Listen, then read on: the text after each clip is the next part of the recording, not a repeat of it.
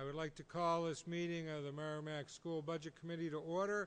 I would ask that you all rise, and I would ask that Rick Barnes, our Vice Chair, please lead us in the Pledge of Allegiance to our country's flag.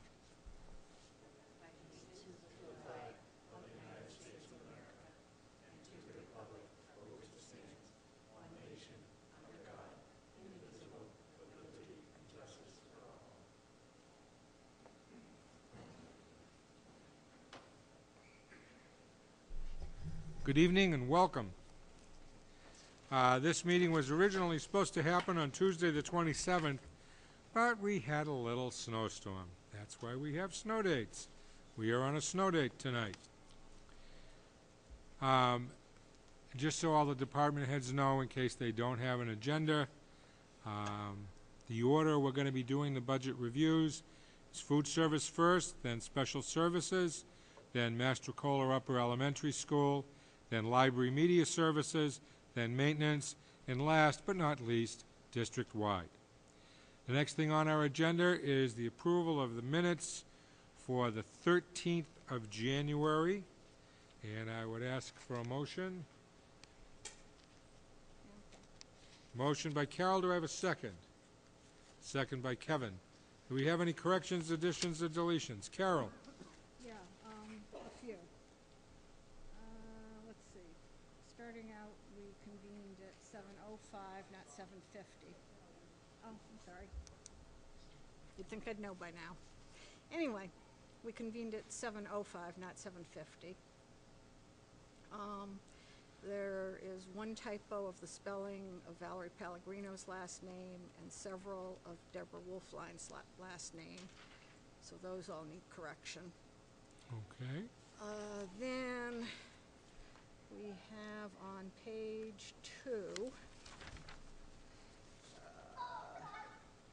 the sentence, there is a large shredder. It starts with that. Just make the word schools at the end of that sentence plural.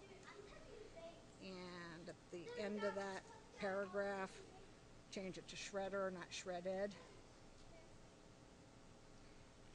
Then down kind of at the last end of that section where it talks about the digital piano, pretty much changed the wording because what it didn't get at, and I was the one that was making the comment, was that one of the main reasons this is needed is because of the 30-degree ramp. So change the wording to be the digital piano. Can I just stop you a minute? Yep. Where did you get that figure of a 30-degree ramp? I can't remember if that was said at our meeting or at the liaison meeting. And I know I was told it, but I'm not sure where. It was in here? Bill says okay, here. Thank you. Okay, so that was why I really wanted to stress about the ramp being part of the issue. So my proposed change for that little section is the digital piano requested in the Mastrocola Elementary budget is a supplemental piece of equipment, not a replacement. That part's staying the same. Then add, it will be used rather than moving the upright piano to other locations in the school, parentheses. Such movement causes the piano to go out of tune and involves moving the piano up and down a ramp, close parentheses. So, Okay. got it for that section? Okay, then change the wording in the next section where it says Principal Wolfline told the committee. The wording, it was kind of grammatically weird, or it just didn't flow to me. I couldn't make sense of it. So change it to Principal Wolfline told the committee the funds she is requesting for texts include replacement texts as well as new earth science texts and funds to update all aspects of the family and consumer science curriculum. So that kind of solves the problem with that little section. Then we go to page 3. The section, where is it? At the very top of the page that starts with the middle school, between text sets rather, and then insert the word than texts. Then, where are we?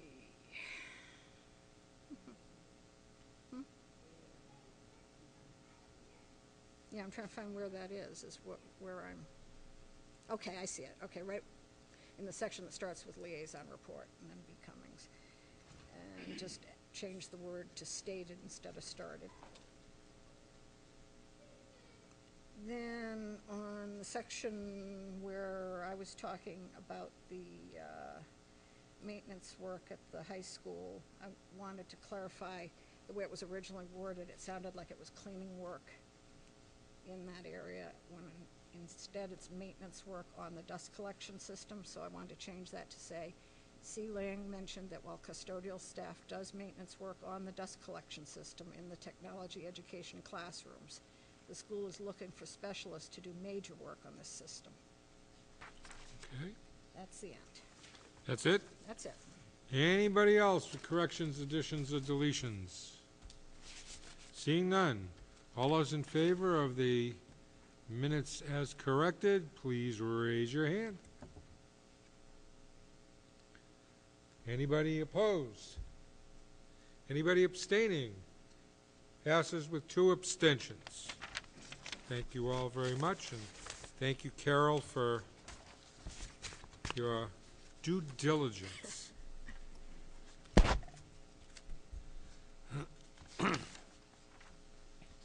Oh, I did not mention before, Shelley Jacoby is excused from this evening's meeting. She probably just landed in Glendale, Arizona. You can figure where she's going. And we wish her luck. First up on the agenda for budget reviews is food service. I would ask David Zicke to come on down. The liaisons for food service were myself, Lisa Mooney, John Hanson, and Carol Lang.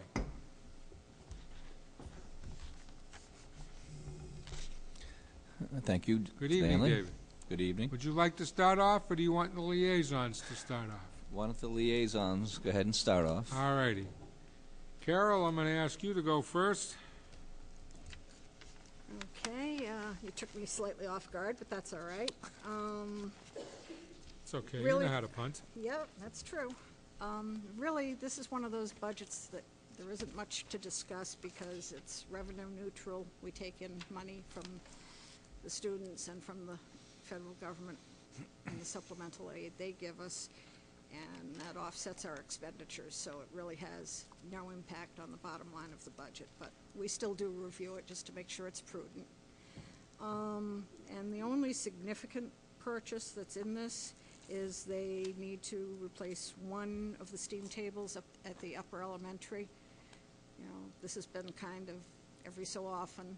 We have a number of steam tables around the district, and every so often one wears out and we need to replace it. So this one apparently has seen its day. And other than that, Dave brought us some samples of some new chips that they're introducing at the school, and he was telling us the constraints that he's under as far as trying to balance what the students like to eat versus what the government mandates we must serve, and try to hit some sort of a balance, and that can be a little bit of a difficult act. And that's about it.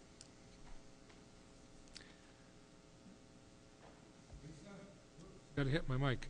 Lisa, you're next. I don't think I have much more to add. I know we talked about the systems technology being replaced. The budget's the same as it was for the last year, though, so there's really not much to really talk about, I think, there. Yeah, I don't really have anything else to add. Thank you.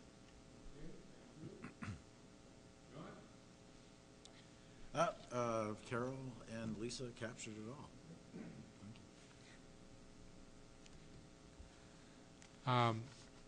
I've had the privilege of reviewing this budget for a number of years, and Dave always does an extraordinary job.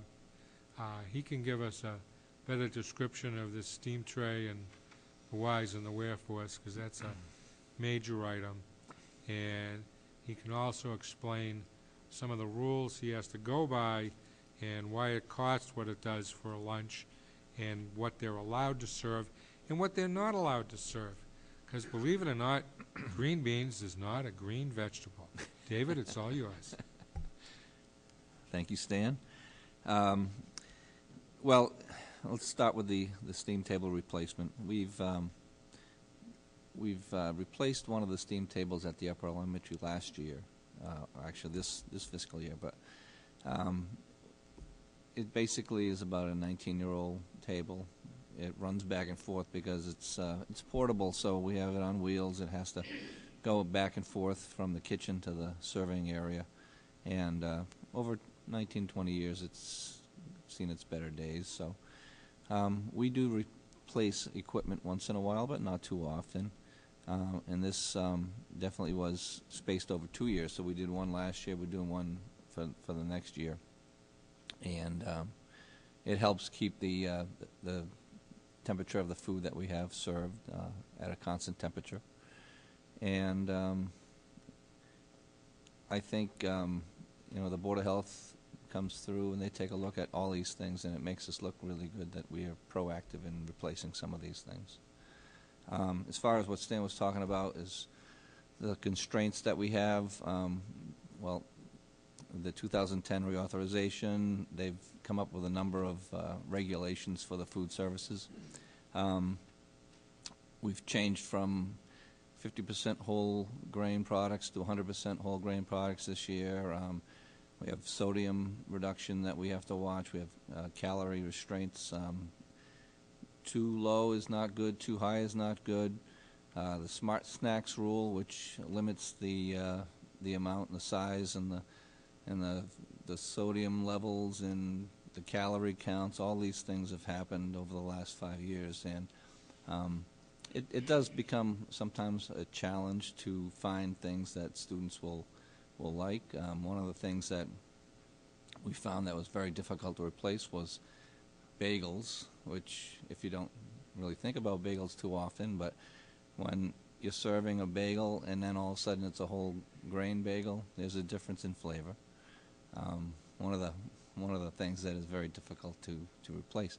So we hope to go back to Washington, D.C. and try to pitch some of these things that really didn't work too well over the last couple of years, and see if they can't change them when the 2015 reauthorization comes out. So we cross our fingers and hope for the best.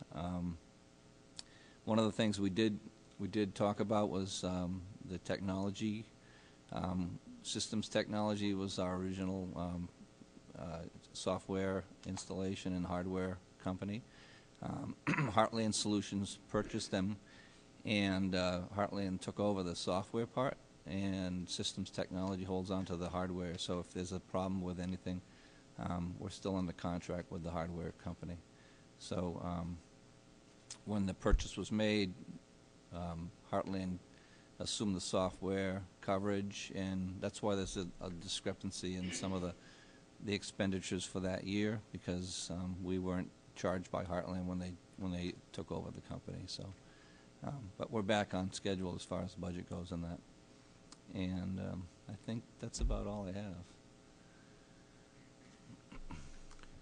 Okay, does anybody have any questions for David in food service? Rick Barnes. Actually, just a real quick comment.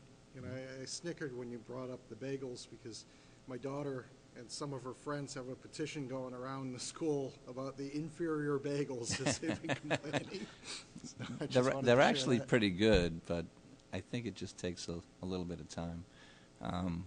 The thing that we used to have different flavors, and it's very hard to find different flavors right now in whole grain products, but thank you. Anybody else? Kevin? Question on the steam table. Are we able to sell those, the old ones, recoup any cost, or are they just trash? Yeah, they're not very. They're not able to recoup too much. They're probably going to go. Well, this one's probably going to go to trash. Yeah. As I remember, it was about 20 years old. Yeah. Carol Lane. I want to clarify with Dave, because on the subject of what Kevin's talking about, didn't you say we can get a small amount back by selling it for scrap metal or something? It's possible. Yes, thank you. Anybody else? Thank you, David. Thank you, Stan. Thanks, board members.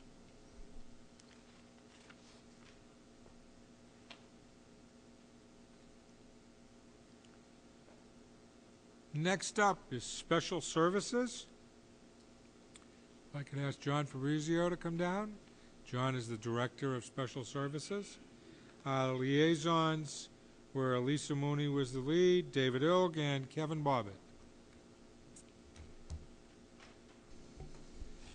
Would you like to go first, John, or would you like the liaisons to go first?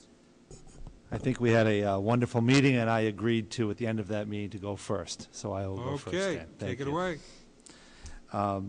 The special service budget is a little different than some of the other budgets that are presented tonight, and it's because it's based on a lot of state and federal law that we have to abide by and to offer services for our students with needs. And we talked in our liaison meeting about two major laws that influence this. The first is least restrictive environment, and the other one is free and appropriate public education. And I think FAPE, so the first one, free and appropriate public education, is FAPE, and it's the laws around that about we have to provide public education to all students at public expense, provide it in conformity with the student's individual plan, and then we have to meet the standards set forth by the state and the regulations in that. And then we also have to offer it in the least restrictive environment. And that mandates that we have to, whenever appropriate and to the best extent possible, educate students with their peers and students without disabilities, which means this has to happen. Our first spot, we have to try the regular classroom. And then from beyond that, we have to have a continuum of services.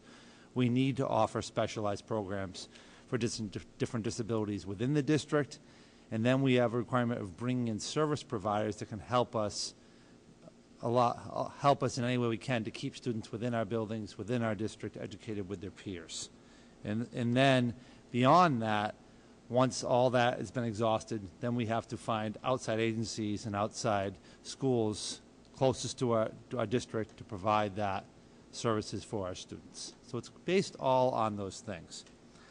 A lot of decisions and provisions that come out of this are based on team meetings or IEP meetings, and that's where a lot of decisions are made.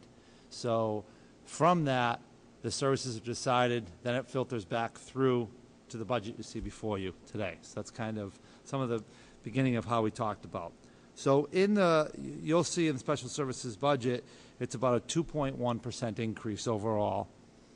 And this is due to 3% increase in our busing contract and several line items you'll see in there. One for charter school busing, charter school related services, and charter school paraeducators. With the law passed, Public Law 194B, it basically told us that if a student is in our schools currently and transfers to a public charter school, our district is responsible for providing all those services that we had in place here in that new school. And that's something that we have done for the last couple of years, and it's kind of looking at that trend of who we've had in those schools and what we're doing. We proposed the numbers you'll see within the budget for that. And the only other major piece you'll see a slight increase is with our computer software budget, and that's basically around the automation of some of the evaluations that we do for our school psychologists. It's gone to more of an iPad-based assessment where the evaluator and the student will both have an iPad versus a paper pencil. It's where it's going. It's just a new automation of everything, and it's time for our evaluators to start moving in that direction also. And beyond that, we talked a little bit about our district costs and how they fluctuated this year. And you'll see in the budget line items, we had several students who were in the elementary level move to the middle school level, and then some students in the high school level that were moved to programs that were a little bit more expensive. Overall, we went from 43 students down to 40 students on our out-of-district placement projected. However, some of these new programs have a higher cost, and these costs are regulated by the state of New Hampshire. I think that's what I covered. Anything else, please feel free. Okay, now we'll go to the liaisons. Lisa? Thank you. I think you did a great job summarizing. You had great notes going in. That's why we kind of suggested you just start with those notes, because I was reiterating them on paper. But I know we also talked a little bit about how you're helping to reduce the out-of-district numbers by using the RTI, response to interventions, more, which I think is great. And then we also talked about some of the technology, the iPads. We had a discussion around, what could we get other kinds of tablets that are maybe a little less expensive, but, for the students we're serving, the iPads make more sense, and probably the pricing is going to be similar anyway. We also talked a little bit about some discussion that's been had around adding a psychologist back to the budget, and I don't know, you maybe want to speak to that a little bit more around how where that discussion ended up. The question I was posed about was about a psychologist and some mental health services. And my answer was that right now, within my budget lies all of the school psychologists which were required to do evaluations for students, for new evaluations, and on a 3-year annual basis for all students who are identified with a disability. And that lies in my budget right now. And one of the questions was for mental health services and for helping students, would it benefit our students? And the answer to that is, of course it would, yes. I think it's within my budget lies. There isn't that piece. The piece that lies in my budget is for the evaluation, not for the mental health piece.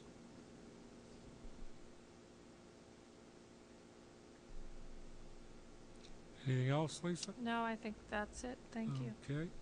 Kevin? I think it's all been covered. Thanks. David could not be with us tonight. Oh, Jesus. Sorry about that. I'm looking down there. I have nothing to say.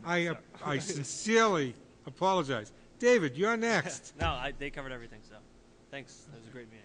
I do have a couple of questions that you can hopefully expound upon, John. You had mentioned transportation costs for charter schools and providing paras for charter schools. Is this for a charter school that is only in the town of Merrimack or anywhere? In the state of New Hampshire, the way the law is currently written, it's anywhere in New Hampshire. So we could feasibly be busing children farther than we are.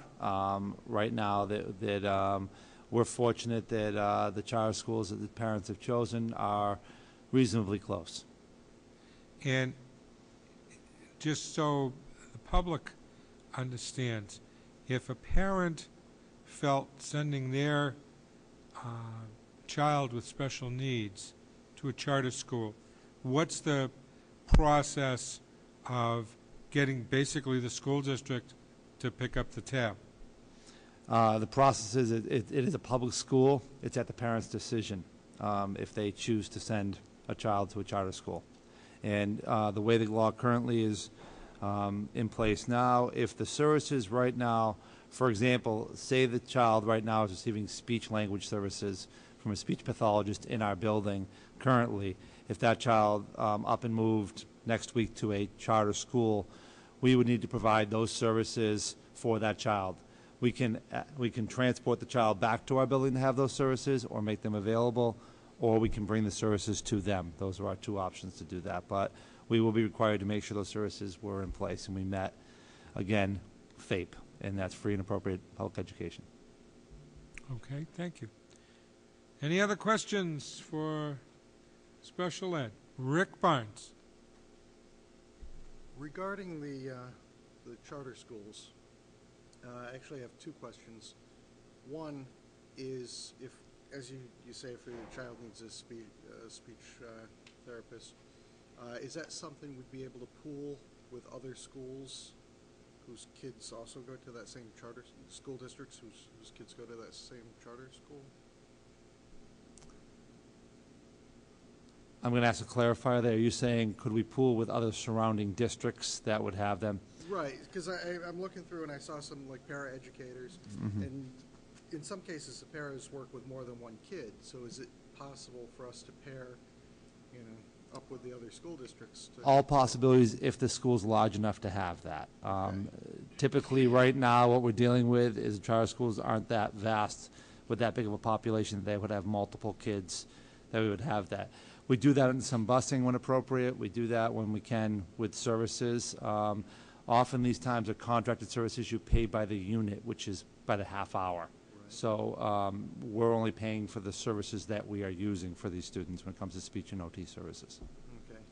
The other question I had is, with us having to basically have a para or some other special needs service at these charter schools, is it shifting any of the cost away from our local school district? Are we still having to hire the same number of paras locally, or can we, say, okay, we don't need one here, we can send them there? As you explained about, I think you started and you talked about how there's shared paras sometimes, and it is for multiple children in a group or things like that. The issue with that, if I have multiple people in a group here that need this para, and I have that one over there that has that same multiple para, they're both happening at 8:30 in the morning in separate places. That's So what I thought. I just so wanted the to answer is we would confirm have to that. hire both paras in both places. All right, thank you. All set, Rick? Caroline? Yeah, I'm looking for some clarification regarding the psychologist. I didn't happen to be one of the liaisons to your budget, so I didn't get the opportunity to talk to you, but I was talking to the superintendent when we did district-wide, and we got into this discussion. What I think I understood, and she's welcome to correct me if I misunderstood her, but I thought she was saying that the services that this psychologist would potentially provide were still being provided. It was just now that we outsourced them to private practice psychologists rather than in school. So that's the first half, and then I have a follow-on. That's correct? The services of evaluation are currently right now in our school districts. Are there other services this psychologist would provide that right now we're not providing? No, we are providing psychologist services right now. What happens is, prior days, we had full-time psychologists in all of our buildings. We don't have that right now. So their requirement through my budget right now, their primary requirement is to do evaluations. And then counseling and mental health and things like that come after that piece. But the piece in the budget currently right now is around psychologist services to perform evaluations within my budget. So what I'm trying to get at is, with this position currently being cut, what services are we losing? The proposed piece in the cut list right now, that was from mental health work. That's doing counseling. That's working with children who are at risk, pieces like that. That's beyond the piece of evaluation. Okay, and that is where, and maybe I'm misunderstanding between what you're saying and what Marge is saying, but I thought she was saying that regardless of whether it was the position in the budget or the outsourcing, that it was still going to be limited to just the evaluation and testing and that sort of thing, that either way, it wasn't going to provide the counseling and the other stuff.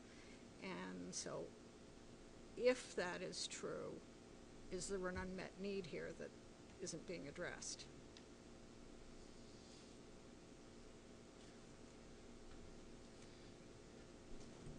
The position in the budget that was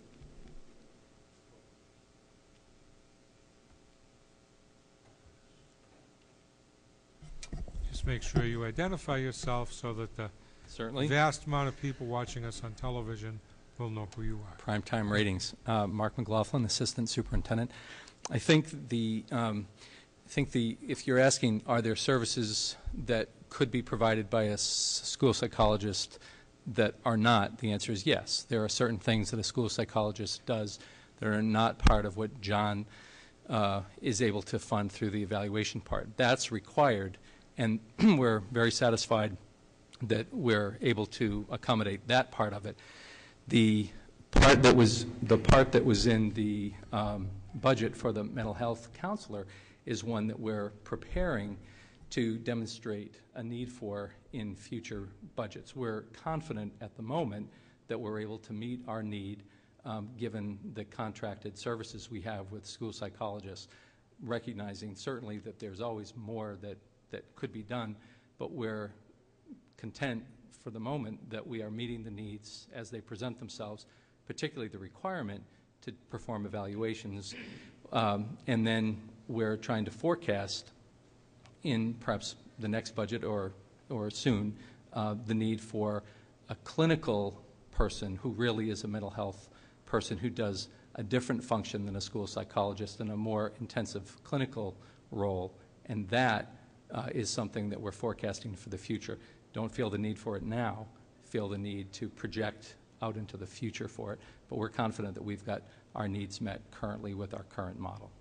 Would I be correct, though, in assuming that because you originally had that line in the budget and then it was cut, that you did see, maybe it wasn't an absolute life or death need, but you did see a need that you would have liked to have seen it in this year's budget, and that there's something we're going to lose by not funding that position? No, I think what the administration's idea was to sort of float the concept of a mental health professional so that it could begin the discussion. I mean, that's, I think, probably we've agreed a prudent way to do that, not to just throw something in immediately, but rather to float the idea, which we've done in this particular budget.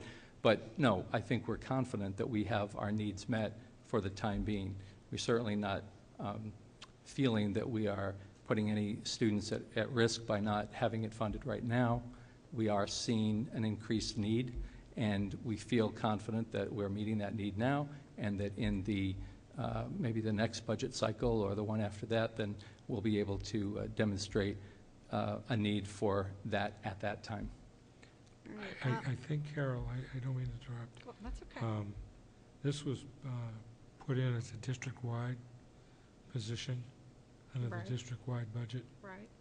And wasn't coming under John's budget. But he was referring to it, and that's why I'm kind He of... was referring more to the psychologists and in the mental health field. I don't think he was referring to this total full-time position for a mental health person. Okay, That was in the district-wide okay, so budget. maybe we'll come back to that when we get to district-wide. then. Yeah. Thank you.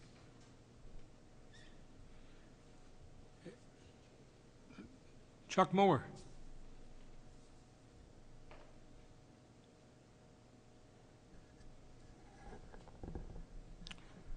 I'd appreciate very much if the assistant superintendent could return and address some additional details on this subject. With all due respect, it has kind of come to the surface through a roundabout way. As a budget committee member, I know I still have some questions about where all of this has been and where it might be going.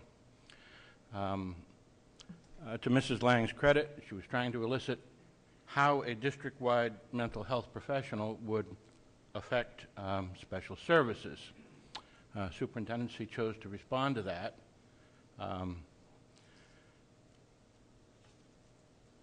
And has described it as essentially floating the idea. Usually when you float an idea, you kind of expect that you're going to get some comments about that. And I would be happy to return to this again in the district-wide presentation. But we still would like to know, I think, how a district-wide mental health professional would affect special services.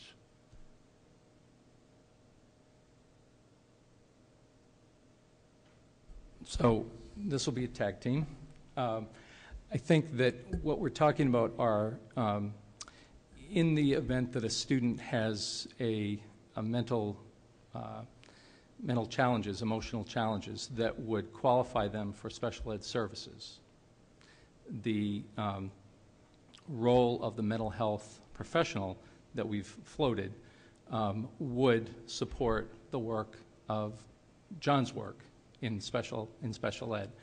What I'm trying to say to you is that we certainly take this very, very seriously. We are feeling confident at the moment that we have the resources between John's department and the regular ed department with our counselors and so on, our guidance counselors, to meet that need. That's what we feel.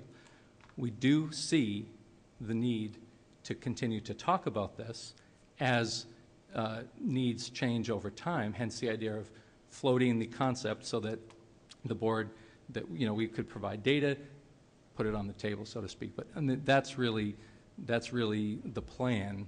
We're certainly feeling confident that we can accomplish it now, mindful that we might need to raise this in subsequent budget cycles. Well, we've heard testimony from other administrators that typically mental health situations in their respective units take up to at least 15% of their administrative time, which is certainly supportive of the idea that we need to address that particular arena with reinforcing mental health services. I'm just kind of curious. I realize how difficult special services is, but relative to the additional burden of handling mental health issues, I'm just wondered if we could have some representation of a percentage of administrative time that would be impacted by that.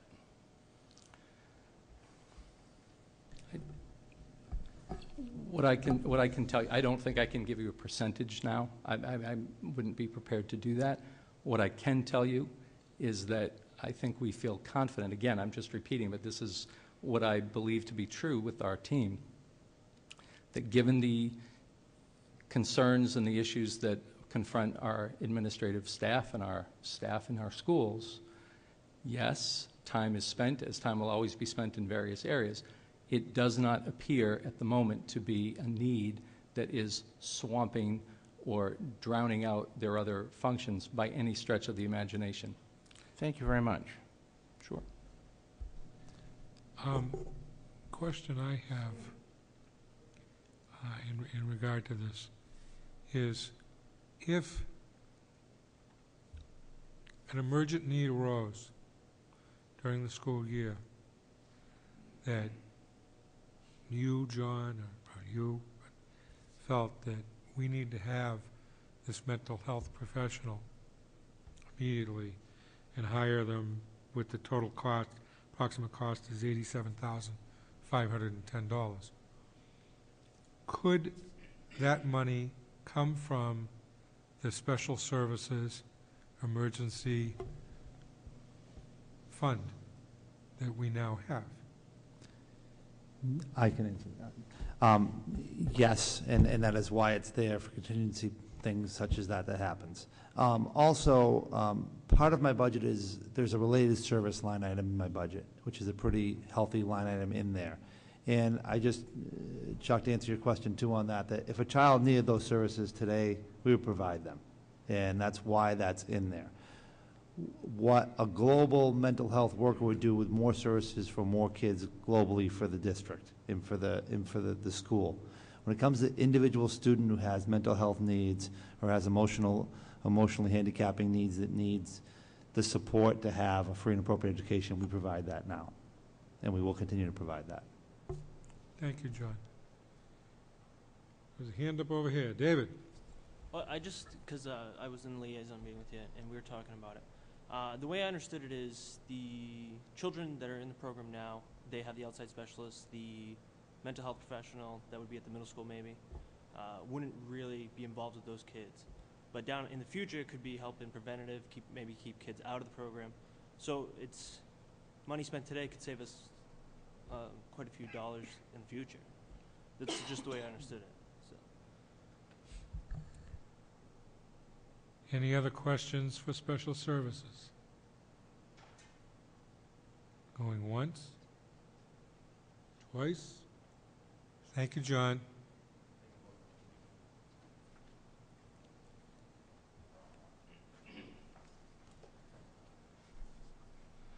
Next up is the Mastrocola Upper Elementary School. And I would ask that the illustrious leaders please come up to the table? And Marcia, if you would be so kind as to introduce yourself and your lovely assistant. Thank you, Mr. Heinrich. I'm Marcia McGill, the principal of the Upper Elementary School, and with me I have William Morris, our assistant principal. And as I ask all the department heads, do you want to go first or do you want your liaisons to go first? We'd be happy to have our liaisons Okay. start the evening. The liaisons for the Upper Elementary School was Rick Barnes lead, Cinda, Kevin, and David Ilk. Rick, All right. you're up. Yeah, this is probably, I want to say the third year in a row I've been on the liaison team with their budget. Year to year, this budget is pretty straightforward. It doesn't change that much. We went through, all the different lines. The new furniture being added, we went and we took a look at the cafeteria tables, that they're looking to replace some of the cafeteria tables, and you could see on some of them there were several weld spots where you could see the table had been repaired again and again. The one question that I had raised when we looked at the tables, because now the new ones are going to be round, was would some of the rectangular tables be kept, because the round tables don't have room for a wheelchair if anybody's in a wheelchair for any reason to be pulled up. And yes, the rectangular tables would be many years before they're all replaced anyway, but they would keep some of them. We also toured and looked at some of the classrooms where they had some of the kidney tables, and we did go into one of the rooms where there was a class in session, and you could see the teacher was actually sitting at the table, and table wraps around her, so she was able to see what all the different kids are doing at the time, and you could just see the difference from how she was working compared to tables like these where the teacher would have to walk up and down to see what was going on. So overall, it's a pretty straightforward budget. So.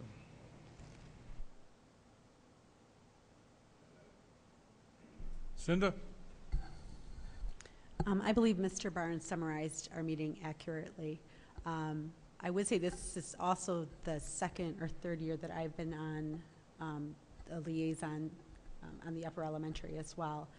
But I appreciated the tour. I don't know that we've done the tour in the past. And I think it's one of the reasons I really like the liaison process, is being able to go to the site, such as the upper elementary school, and be able to see some of the budget items that are at question and discuss it. So in addition to that, I would say we also took a look at some of the text, some of the textbooks.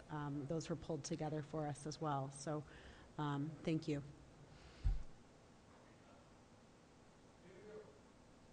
David Ilk. Sorry, I didn't turn my mic on. What? You weren't able to make it. Okay. Kevin? I think the summary was great. I really appreciate the tour. It was insightful and fun to walk around the school and see everything in action. But I don't have anything to add. I think we covered it all. Okay, Marcia, it's your turn. Thank you, liaisons. A very nice job. Again, in our budget, we continue to purchase all of the materials that we need and resources to provide students with our literacy program. That would include reading, word work, and writing, which includes writing across the curriculum. In addition, in our budget, we continue to support our standards-based math program with all those resources and materials and manipulatives that children need to use. And then in our budget, the other larger item would have been our furniture, and I think Mr. Barnes summarized that very well. Nice job.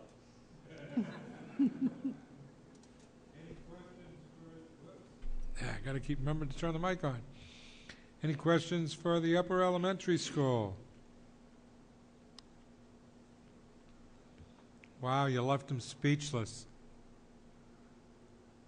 My question, your new secured entrance, how's it working? It's wonderful. It's working very well. I think the position of it in our building at the front when people first come in is very nice. Having that secured space, having the office space, it's working very well. I think that students, staff, and parents feel very comfortable that we have a beautiful secured entrance. Okay. Thank you much. Thank you, Mr. Heinrich. Go get ready for school tomorrow morning.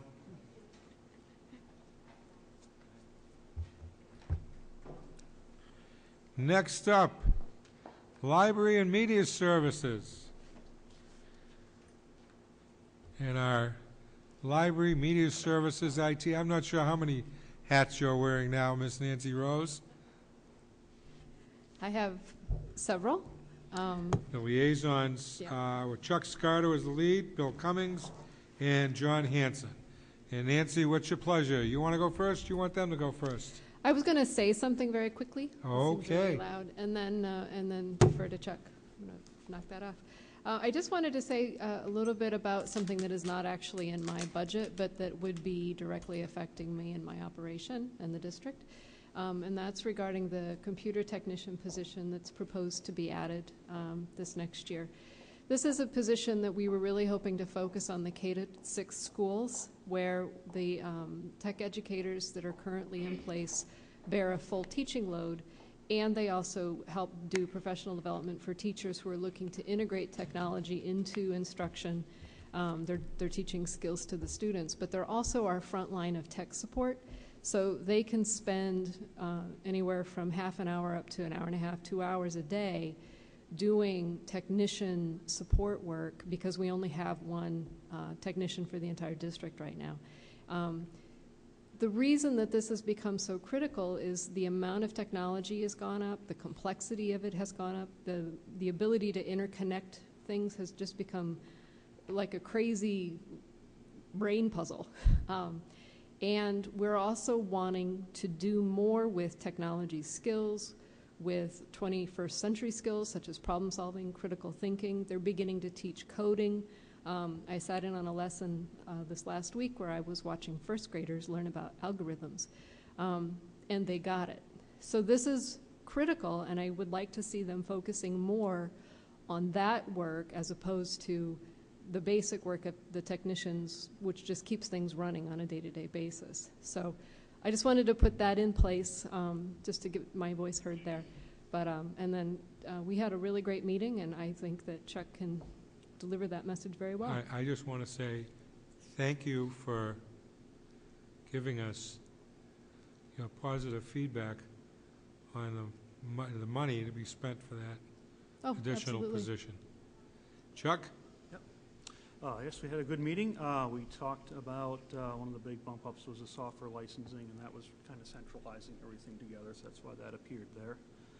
We talked about the capital improvement plan that's been going on, going into year 3. This right? will be, 15-16 will be the third year. We're the third year, and 2 more years after that. One thing we talked about was, once that's done, I mean, that's been capital improvement. It's also been bringing us back up to where we really needed to be. So there will be additional, not only capital improvement plan, but there will be additional operating costs of replacing computers and, network and servers and everything else. So that'll actually, some of those costs will actually be continuing on. Talk about the updating RAM on older machines and some of the upgrades there, and trying the difficulties of older equipment, trying to upgrade it and improvement, which takes time and money, vice some of the newer technology where it doesn't add that additional cost. And I was excited to hear about the first graders. You said we're doing coding? Yes. Mm-hmm. I thought that was fantastic, because I wish my kids had been through that experience. Coding algorithms, teaching logic at a young age that's a great way to do it. Mm-hmm. So. And they love it. Yes, that's really exciting. Guys, anything else? Bill? Chuck, I think you hit all the points that I was going to bring up. Thank you. I think it's a fair and responsible budget, and thank you for the time you spent with us. I always learn something new sitting with you. There's so much to the job. It's amazing. Thank you. Thank you. It was really nice to spend time with you guys. John? No, that's about it. It was a very good meeting. We discussed a little bit about cloud, actually, as part of it. And, happy to hear that it's headed that way a little bit. Okay, Nancy, it's your turn. Well, I don't really have much to add.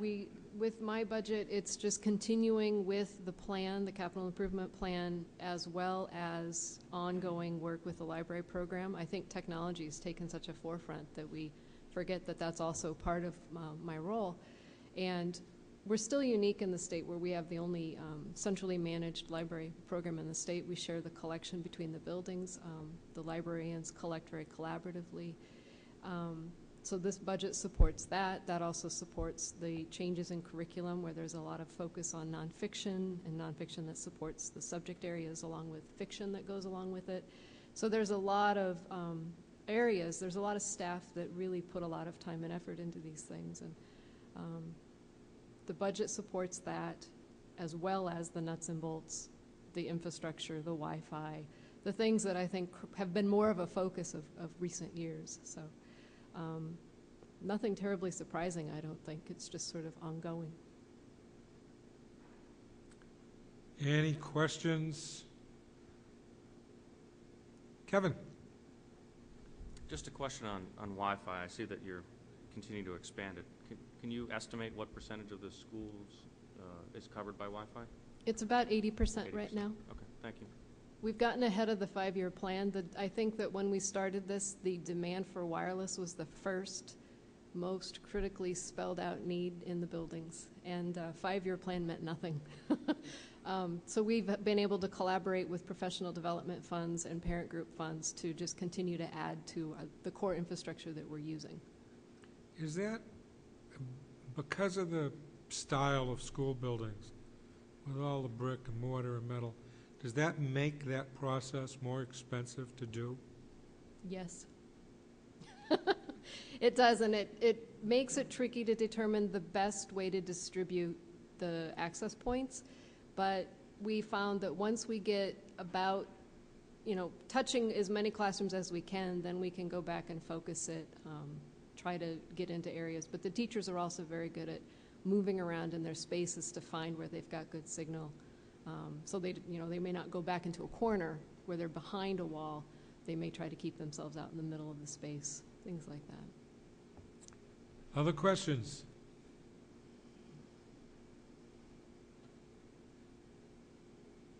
Don't see any hands going up. I guess you can go home early. Thank you. Thank you.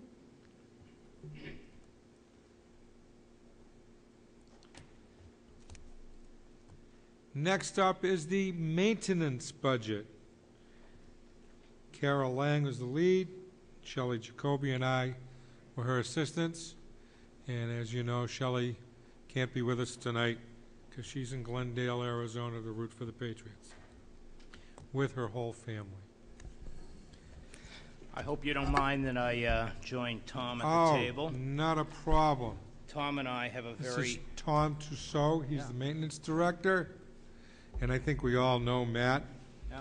Would you like to go first, or would you like your liaisons to go first, Tom? I would love to give the opportunity for the liaisons. Carol? Thank you, Tom. I'm not sure whether to thank you or not, actually, but okay.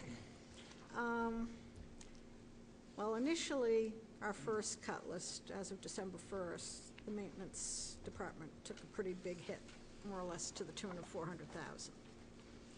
And then when we got to the proposed cuts in January with the school board, there were some more hits. Most of the cuts to the maintenance department stuck as they were put in there. We reviewed some of the items as to whether it made sense or not. One we touched on was the window replacements, and Tom told us that although they're having to MacGyver by putting objects, sticks, whatever, in the windows for locking purposes, that the windows are still secure, they still keep out the elements.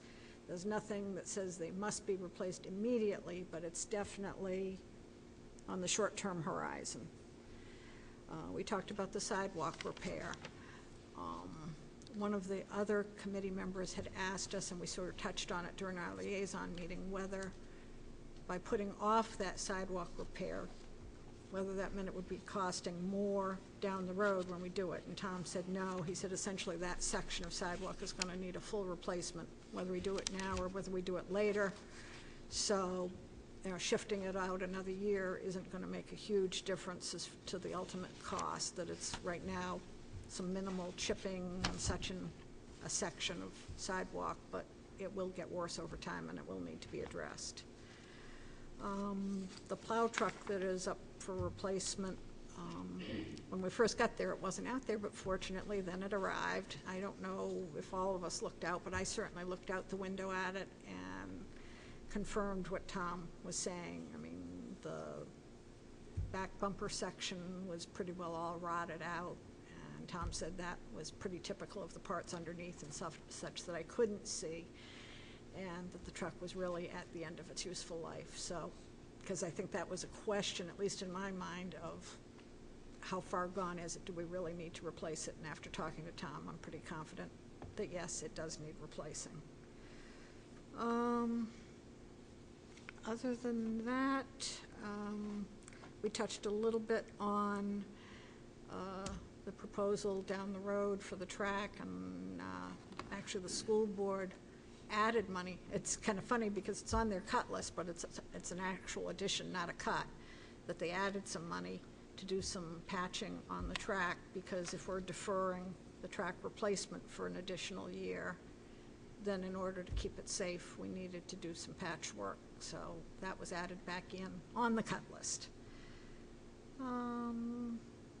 We did touch on a couple of ideas that had been floated by some members of the budget committee about potentially whether we could do anything with either the goalposts or the shelving at MES as far as utilizing the students in wood shop or metal shop.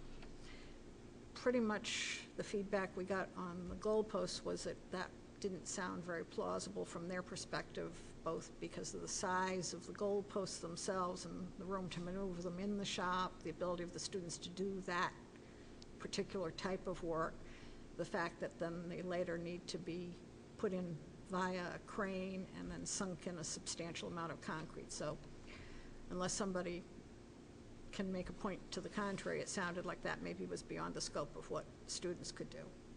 Tom did sound open to the concept of, you know, if the shelving at MES is desired, and unfortunately we've already had MES here, so I can't actually ask them back to say, do they still want it? But if they wanted it, that potentially that was something that the woodshop students could probably pretty easily do. So that was an idea that was floated, and I don't know where we want to go with that. And other than anything else from my fellow liaisons, I guess that's it for me. I have a quick note from Shelley. She is going to want to discuss and address the need for the new windows at the high school at our work session next week. She has a concern about putting that off. My comments, one of the things that Tom did put out was that right now the staff is basically at a max workload. Initially they had put in for a full-time maintenance person, but that initially got cut out at administration level. There was not a lot more work they're going to be able to physically do. The middle school is now 10 years old, and while prior years didn't need as much maintenance, it needs more now because it's getting older. It was also talked about having the liaisons do a little bit of a field trip next year to get to physically look at some of the concerns in the maintenance department, and that's district-wide. The unfortunate part is that, as some of us may know, the maintenance budget is always the go-to budget to remove things, in hopes that our maintenance staff can keep things going just one more year. And as to whether that's all going to work out again this year, we don't know. But in talking with Tom about the sidewalk repair at the middle school, that's going to be a reasonably major operation when it does get put in the budget to be done. because you're going to have to rip out the concrete that's there and replace it. And it's starting to deteriorate at this point now, and it's not a case, he said you can't just patch it, you've got to rip it all up. Am I correct on that? All righty, your turn. Thank you. I think you guys have done a great job summarizing our meeting. We covered each of the items that I had to speak about in regards to the truck, the real need that we have for a vehicle replacement. We also covered the items of the replacement of the truck. We also talked a little bit about the high school roof that we're going to be adding on and replacing, the need for that. In general, it was a great meeting, and I hope to answer any questions that you might have. Matt? Yeah, if there's something I can add on for future consideration, and you had brought it up previously, that you know, when we added the middle school, we added 120,000 square feet of building, and I don't know how many acres of fields that we have there and lawns that we have to mow, and we didn't add anybody else to pick up the slack. So if during the summertime the lawn gets a little long at Thornton's Ferry, or the buildings, you know, from their front entrances don't exactly look pristine and whatnot, it's because the crew is spread very thin, trying to maintain our fields to keep them in tip-top condition. And they're not of the like where one can let them go. You know, if you're on a mowing schedule, and correct me if I'm wrong, and it's, you know, you have to cut the grass every 3 to 4 days, you have to cut the grass every 3 to 4 days, or else you're going to have issues. You know, all Tom's groundspeople and his mechanics, especially his groundspeople, have gone to school for turf management. They know what they're doing. I think they're probably one of the best crew in the state as far as that goes. You can look at our fields, and that's proof of it. But, you know, in the future, down the road, I think at some point in time, it's going to be time to have a real discussion about that. And that's probably about it. I'm glad Tom has the truck in the budget. That is a must-have. I've been underneath that truck myself, and I don't like what I see. In fact, the truck that I drive is older, but I don't use it for plowing, and it's in better shape than what is out there currently. I imagine the past snowstorm did a number on your truck.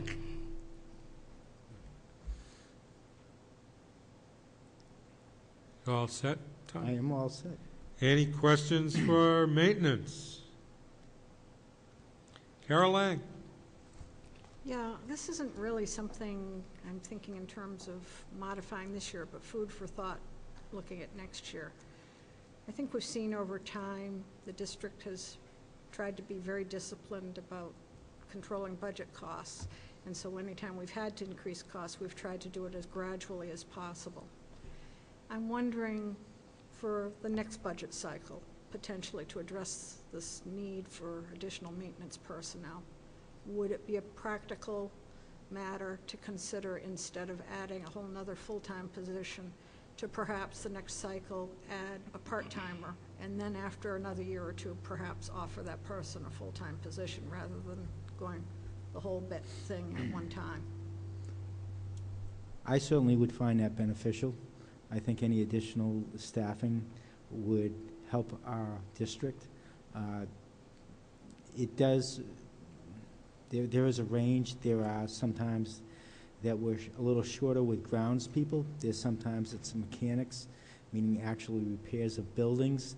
So there's two areas that we're struggling in some ways to make sure that we're maintaining at the highest standard that we can. So we would have to work out which area that person would address totally, but yes, I do agree that additional part-time person would definitely help us out if we could do that. And I suspect this part of the question is more for Matt, but contractually, if we hire at some point a part-time maintenance person, does that incur a lower percentage of the costs of benefits than when we hire a full-timer, or is it pretty much across the board? Yeah, absolutely. They would be under the 30-hour-a-week mark, so they wouldn't be eligible for New Hampshire retirement or anything like that, and any health insurance might be prorated if we choose to do so, or not offered at all. They wouldn't qualify for being part of the bargaining unit, so they wouldn't be under the CBA. So there would be actually no benefits. You'd just be paying FICA and Medicare for them. Okay, so I'm just throwing it out for future thought, that maybe this might be a short-term solution, in the next budget cycle. Eventually, I'm sure we're going to need a full-timer, but maybe it's a way to give somebody a trial for a year or two, and if they meet up to our expectations, they have the potential eventually to look forward to a full-time position. Yeah, it is a very good thought, but I still would see, eventually the need for a full-time person who is truly dedicated to the district, that Tom can call in at, how early have you called your people in before in the morning during a snowstorm? 3 o'clock? 3 o'clock in the morning. So you want somebody who's dedicated to the job, and a part-timer may not pick up his phone at 3 o'clock in the morning. So just to give you some information.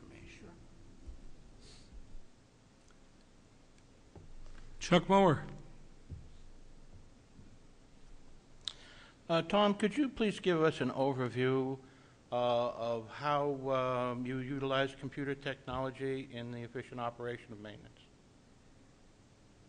I think computer technology for us has been focused on the heat program saving, energy cost savings for the district. It would be over the use of turning fans and blowers on and off, regulating the heat at certain hours, making sure that we're on and off at certain points to try to be as efficient as we can with our energy use. I think that's one of our biggest uses of technology. We've also just about to go into a different type of record keeping, or a system that we're going to be using now for keeping track of after-school events. What we've looked at over the last few months, and the decision we've made is to try to go ahead with a program that we are actually currently own, which is a system that is going to manage all our facilities on off times. I'm really hopeful that this will be the answer for that, since our current one is now outdated and not really serving us as well as we need to be served with that. So I say those are two areas that we're looking forward to using technology and hopefully improving ourselves with. And what about in the day-to-day personnel maintenance operations, inventory control, parts acquisition, all those kinds of things? We certainly use it for custodian supplies, inventories, and stuff like that. We keep track of that. That's done with through the computers, and we use that technology. Thank you. Thank you. Anybody else?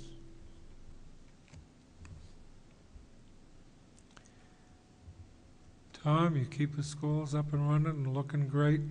Your staff does an outstanding job. Thank you. And I want to thank you for keeping the legacy of our school district going.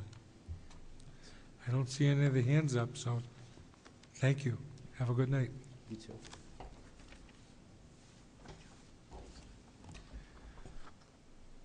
And last but not least, district-wide.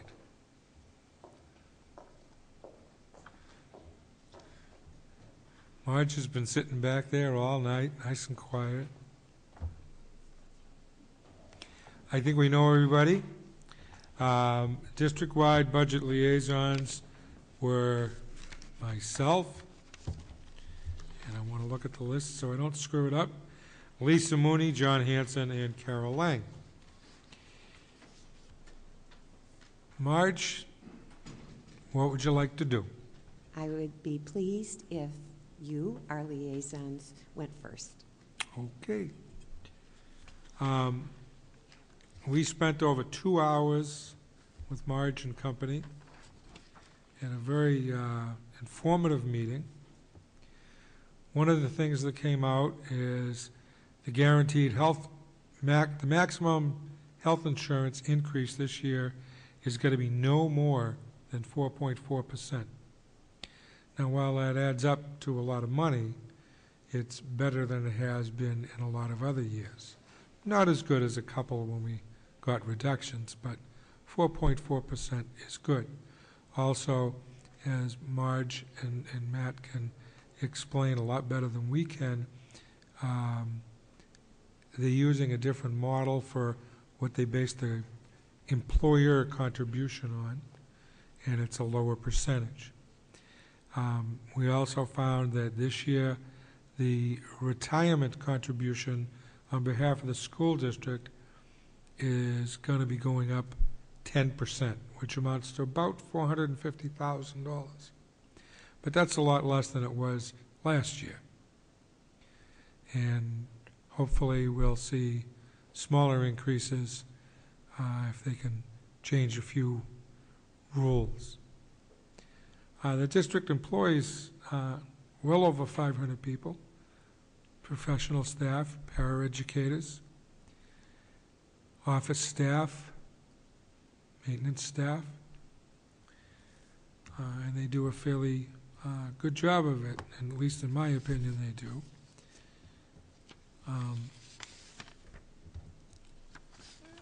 You will notice on the cut list there are a variety of things that have been removed from the budget to try and bring it down somewhat, that are on the district-wide system.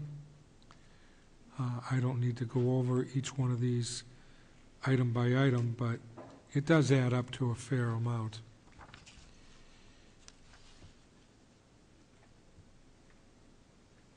And the school board also kept money in at different district levels that they felt were important.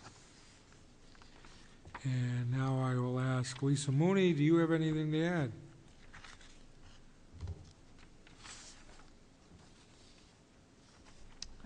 I don't think I do, Stan. Okay. Take another quick look at my notes and you can come back if I have Okay. anything. John Hanson. The only other thing was kind of a brand-new item, the transportation to the charter school. That was it. And for the listening public, there is now a charter school back in Merrimack again. It's called the Gate City Charter School. And because of its location in South Merrimack near Harris Pond, it necessitated the school district to purchase, if you will, the use of another smaller bus to transport Merrimack residents, children who attend that charter school, to that school. Previously, when the other charter school was in Merrimack, they were pretty much absorbed by different school routes going by, and they could drop them off. That is not the case with this. And as I remember the numbers, there are about 11 students that are attending, and the cost for that bus is about $35,000 a year. Carol. Yeah, I think we've covered most of it. One thing I wanted to touch on that I asked about and got more information on was I kept hearing reference to CopSync, and I didn't know what that was, so they explained that basically it's a new system which is going to give us faster response time in case of an emergency, a way for us to directly put in a request in an emergency for help from the police or fire. So I think that's a prudent investment. I want to thank, I guess it's Matt, although I don't want to give him the credit if it wasn't just him, but I really liked the format that you did the cut list in. It made it really easy to understand, and I appreciate, I'm sure, what took some effort to think up how to format that, but it really was helpful the way it was done. The other side of the coin, and this is just an observation, whether it pertains to the budget committee, whether it pertains to the school board, I saw something this year I don't remember ever seeing before that sort of gives me pause. And that was the idea, and in this particular case it relates to the psychologist, but it could be anything. I'm not sure I'm real comfortable with the idea of putting something in the budget just to start a conversation, more or less a trial balloon. I think I would much rather see that conversation held before budget season with the school board and decide what makes sense, and only put things in the budget that you really think you're going to go forward with. I'm just a little uncomfortable with this whole trial balloon idea. Looks like Marge would like to respond, so. I do, because I think it's very important for you to know how we made decisions. We sit together as a team of 19 and look at the whole of everything and then try to decide where we're going to go. So if you looked in the budget this time and looked at positions, you would see that we had a vision to take our preschool and move it to Thornton's Ferry, so all 3 schools would have preschool. That meant we needed a full-time teacher, and we needed some paras to go with that. You heard Nancy talk about the computer technician.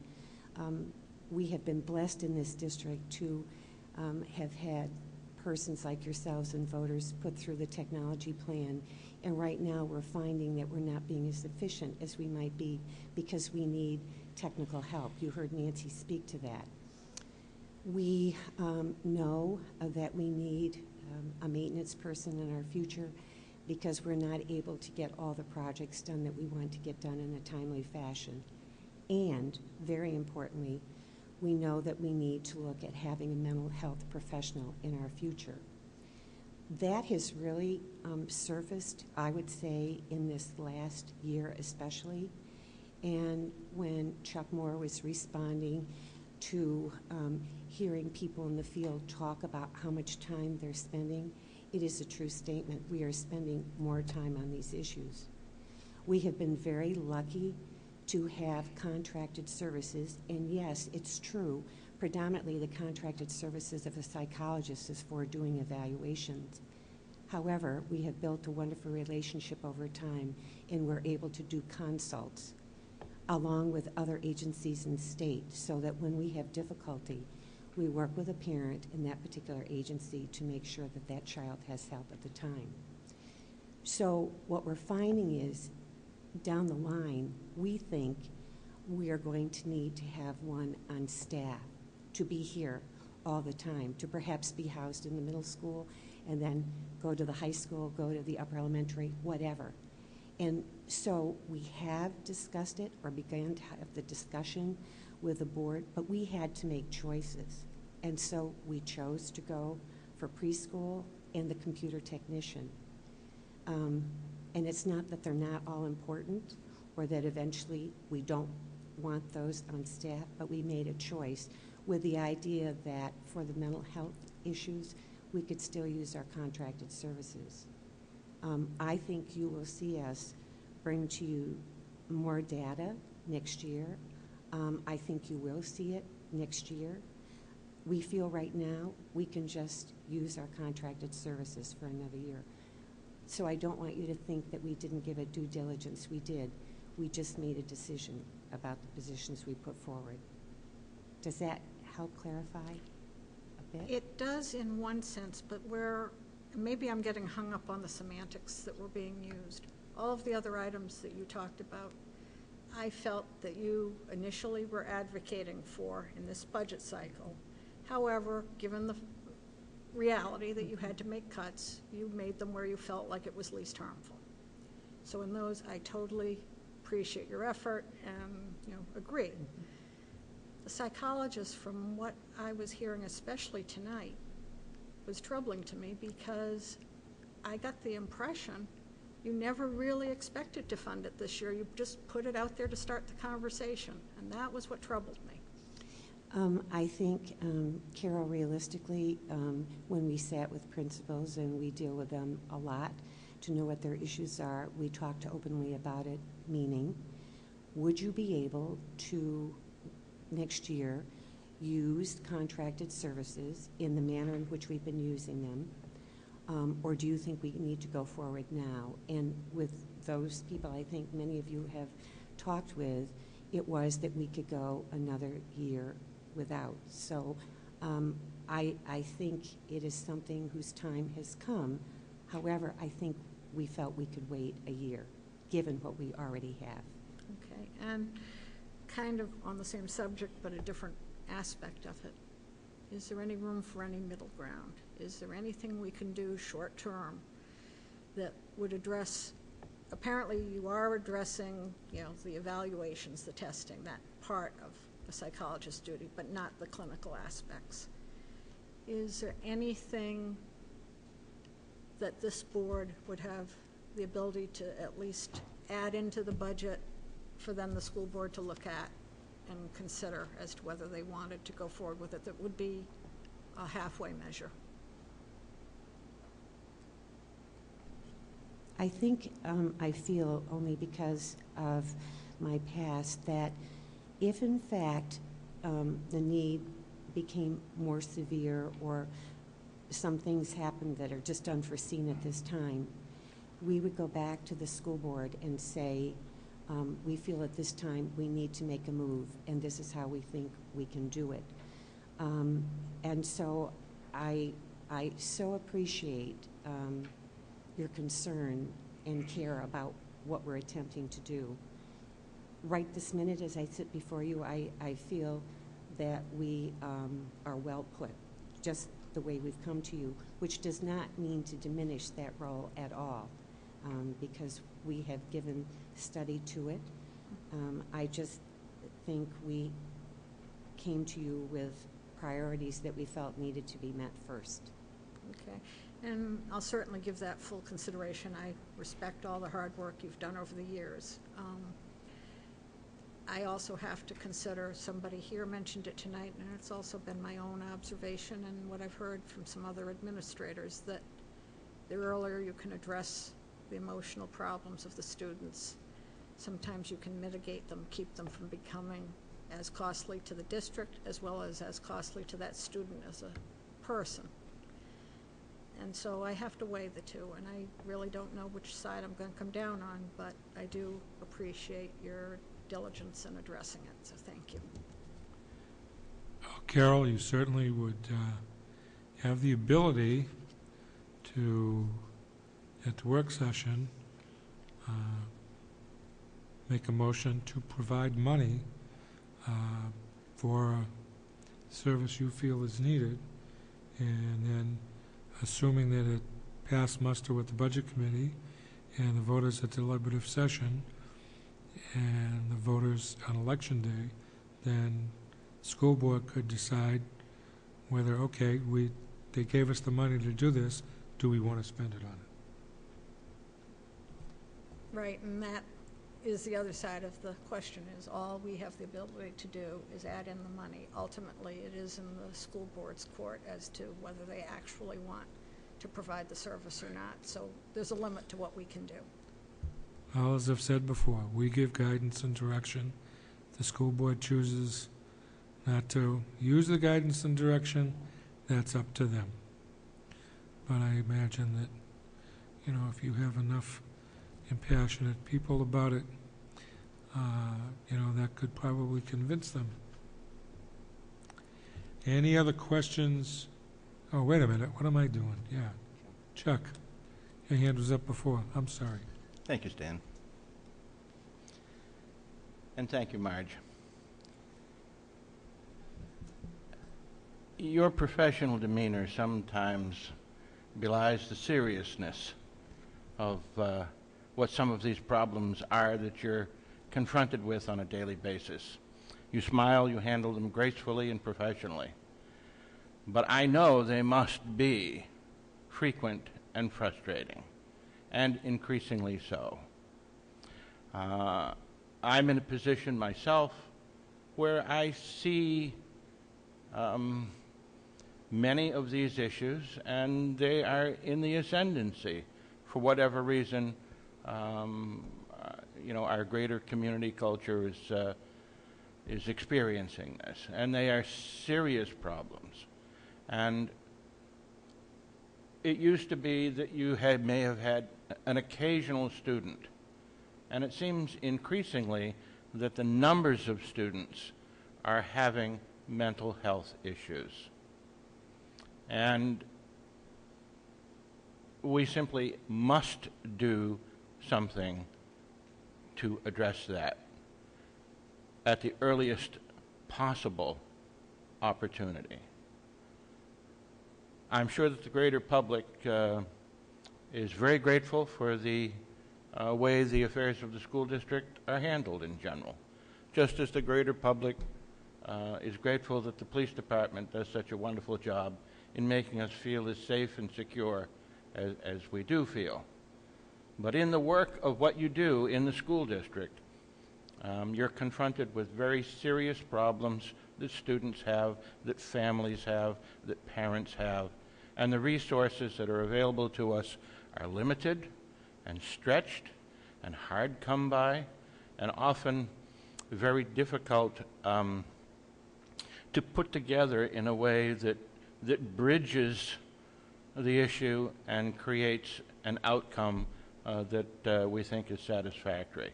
Whatever we can do to alleviate that and make that happen more frequently is to our benefit, it's to our children's benefit, it's to the community's benefit.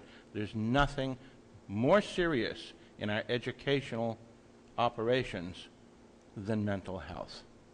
And if you want feedback, that's one old-timer's feedback.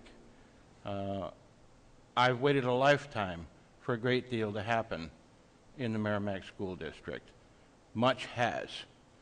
And I regret that I don't have another life to live to wait to see some of the dramatic improvements that we really do see on the immediate horizon that need to be addressed. So there is my feedback. Thank you. Marge, would you or any of your associates want to add anything about the district-wide budget?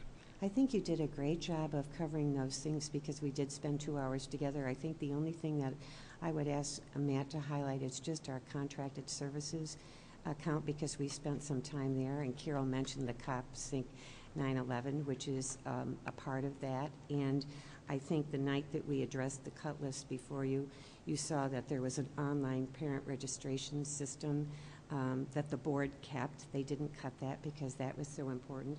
But we also enhanced that area because that really is about our whole system. So do you want to just highlight that? Because that's significant, I think. Sure. Our model basically of building a budget is we look at everything, we look at our function and purpose, and we start from the ground up and we do an evaluation, especially with software systems and whatnot. Just because we've had Power School this year and for the last 10 years doesn't mean necessarily we're going to go for it again next year. There's always a better solution around the road, and sometimes there isn't. And in this case, we're utilizing a certain vendor, and we found another vendor that is on the scene who has very good references across the country and in New Hampshire, who is approximately around $3,000 cheaper and adds added functionality. So you who have children in the school and who are, parents will actually be given a means of getting into that system. And if in case of, let's say, emergencies or snow days or whatever, you can go and check off particular boxes. In emergencies, I want you to call my cell phone or every single phone. If it's a general announcement, I don't want to be running from my cell phone, my house phone, my other phone over here and just go all over the place. So you'll have the ability to kind of customize it to your needs. So that's that's an added functionality in that whole program right there.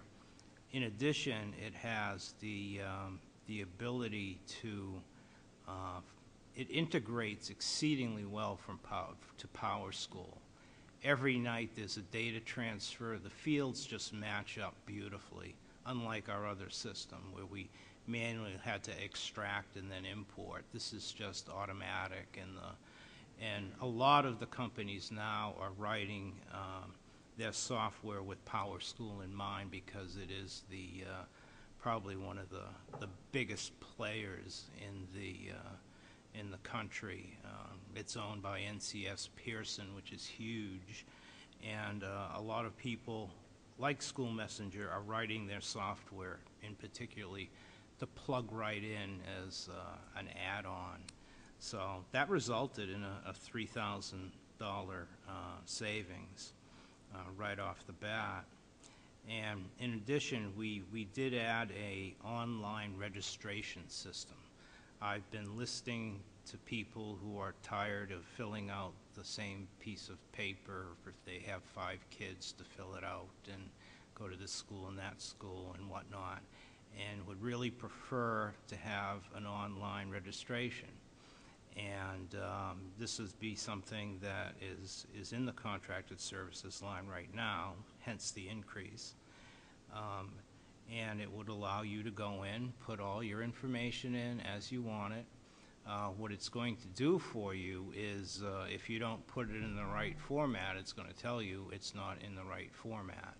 So it won't accept anything that's not properly put. So that is helpful in and of itself because Power School, for some reason, it isn't written in the code, I guess, that you can put in a telephone number, and then you could put alphanumerical characters in there that says extension 1, 2, 3, 4, 5, 6, and if you put them together, Power School doesn't know what to do with it, you know, as far as feeding our current system. This one will know what to do with it, and when you self-register, obviously, it will force you to, it'll scrub the data before it goes in. So that's a real advantage that we have, and like I said, so hence the increase in that line. A couple of, I too want to lobby for the computer technician. I think Mr. Moore and Mrs. Lang said it best, that a lot of times we do such a good job of making do that in the end we wind up doing ourselves a disservice, because the computer technician is a position that we have needed for a very long time. And, you know, at one point in time when this network was first built around 13 years ago, the network administrator was me. And that was it for a good 2 years. And I'm sure you remember those years and my angst and whatnot by trying to perform that function, although I did take courses in COBOL and Fortran programming 150 years ago. So it was something that was kind of a team effort between myself, Mark Merrifield in the high school, and everybody kind of came together as a group to kind of get us by until we could hire a network administrator. And then the first hurdle was trying to get the computer technician, and we got through that. And then this hurdle is, you know, the use of technology, the integration of technology. Kids today have to make technology, really it's part of their being. They don't think when they use it, they just react. It's like us picking up a pen and just using it. It's the way it is, it's the way of the future, it's the way of the world. And for us to properly free up the computer educators in each building from being bothered by minor technical problems that the teacher next door may have, that he or she feels are critical, because they can be. If you're in the middle of a PowerPoint presentation to your class and the PowerPoint presentation freezes up for some reason, you want to have somebody help you out right away. Or the next time, you may not use the PowerPoint presentation. You may go back to the old tried and true, and we don't want that to happen. So that's a byproduct of having some more help on staff, I would say, as far as the technician goes. And a lot of the choices we make in putting a budget together, obviously we have to be mindful of the bottom line. Everybody knows that. And unfortunately, there are some items that are kind of exogenous to our model here, such as the New Hampshire retirement increase. You know, it did increase 10%, but that's $500,000. That could pay for a lot of items on that cut list, couldn't it? And those are the things that we cannot control. That is just a product of us doing business as a district and having to follow the federal state guidelines about what we provide to our staff and our teachers and our support staff. So in some ways, we are looking towards the future, but we realize we have to remain contained within a certain amount of looking at being responsible to the taxpayers and the bottom line of this budget in its entirety, no matter what hits us. I recall you saying that one year when we had a we had a decrease in health insurance. I remember it was minus 1.63. And I was saying to myself, just wait till next year. I could feel the wave coming when I heard that minus number, and it did hit, and it hit very hard. And that took an $800,000 bite out of our operating budget just then and there. And I was the one person that, it came very late in the budget deliberation sessions. And so the board knew probably around the same time that the budget committee knew, and I had to deliver the news to the budget committee, and I recall it wasn't received very well. But it was something you have to deal with. And these items that are overhead items, that are fixed cost items, that are items that are out of control, sometimes I'd like things to get back to normalcy. You know, I've been around here I've been, you know, in the school systems. I've worked for town government, since like 1989. And back in those days, you had consistency. You had your normal 2% increases, your normal 3% increases. You didn't have the extremes that you have to deal with now. And a lot of it is really kind of paying for the sins of our past, especially with the New Hampshire retirement system. And I won't go on too much further to bore you to death, but it is a pet peeve of mine. You know, during a 10-year period, the employers paid 0.88%. You're looking at 15.67% for teachers. You know, back in 1983, it was like 0.88. Wasn't even a percentage point. The economy was good. People thought the wave was going to ride forever. Well, it didn't. And if you believe that, you're terribly naive. The last time the rates were reasonable was when Hugh Gallen was governor. That's how far it goes back. And during the three successive terms of other governors, it remained low artificially low, in my opinion, for a good 10-year period. And that's been talked about by Mark Joyce, Dr. Mark Joyce, who's the head of the New Hampshire School Administrators Association. It's his assessment of the situation, and when you look at the numbers, you can see it. If they just would have maintained the 3% level, you know, for that 10-year period, you know, all these issues we have now of trying to make up the difference, to try and get more credible, to try and bring it back around. The mistakes made in the past of not recognizing early enough the aging population that's going to outstrip the younger ones coming in could have been avoided, but that's all water under the bridge, and that's one of my pet peeves in this entire budget process that can really take away from what you really need to do. And it's unfortunate it is the case, but like I said, we have a model for building a budget.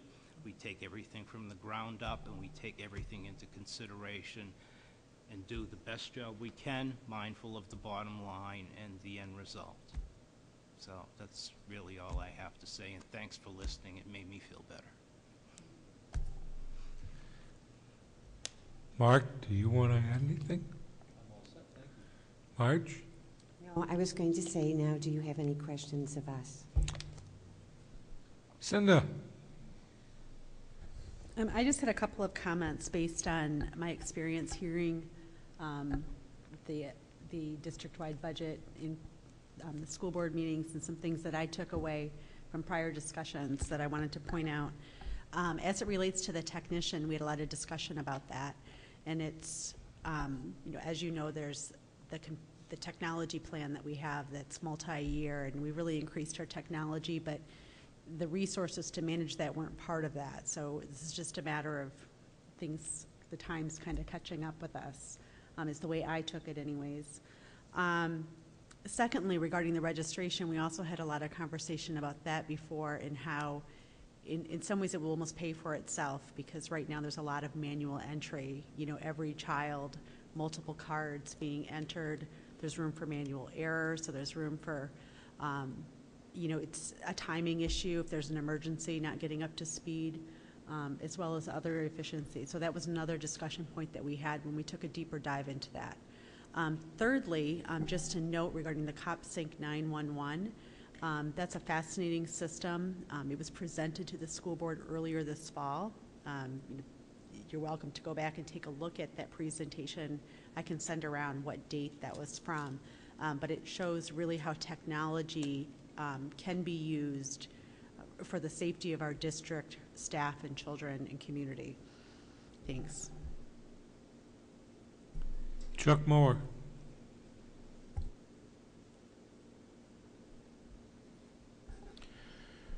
I tried very hard to find something in the budget relative to our partnership with the Town of Merrimack and the Nashua Regional Planning Commission called Safe Routes to School.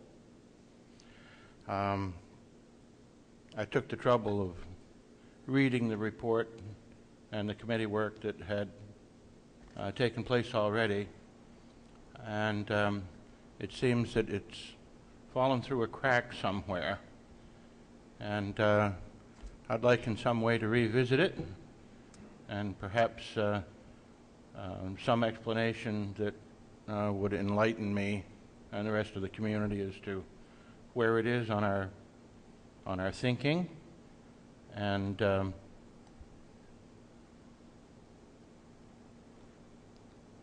I understand the town is going to be repaving in their capital improvement program Bishop Street, McElwain Street in 2015, and it seems to me that that would be an excellent time for the district to be putting some effort into the sidewalks for Safe Routes to School. I know that we have quite a bit of difficulty with pedestrian traffic on Woodbury Street now. Of course, there is no sidewalk on Lyons Road. I think it's a significant area of interest for the district, so stated in the partnership and the study and so forth. So perhaps somebody could tell me something that I'm just totally unaware of. Well, do you want me to go? Go ahead. Okay.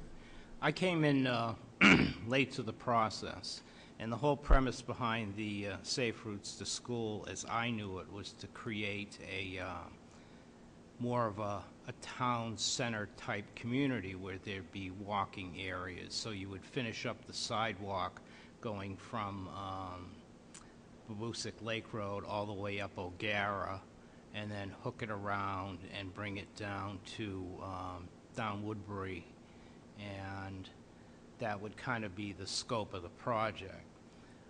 What happened is the estimates came in too low for us to qualify for funds. The scope wasn't large enough, so that's why the application that was submitted was rejected. Perhaps in the future we can take a look at it with a fresh set of eyes and, like you said, expand the scope of the project to include much more than it was. I don't think anyone really had figured out that the little bit of sidewalk here and there, you know, doesn't make the minimum, I think, of like $200,000 worth of pavement. And that was the problem with it, and that's why it just kind of came to a halt, or came to a pause. So everybody on the committee, we haven't been in contact with one another, and it's something that we should bring up and revisit and look at it in a new light and look at it in a grander scope if the state still has the funding available for it. So that is what happened with that. I assume that this grant application required some investment on the part of the town as well, matching grant? I would just say, Chuck, that it really came through the Department of Transportation. Yeah, and DOT. Tracy Bull was the chairman of the committee, and we had representation.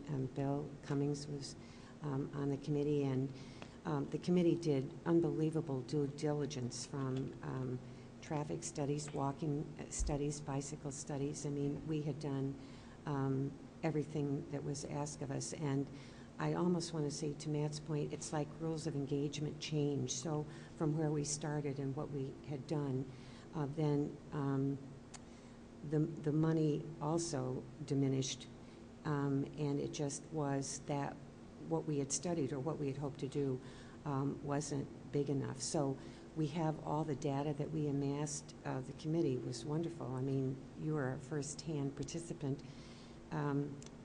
But we just came to an end point where we just weren't able to access the funds.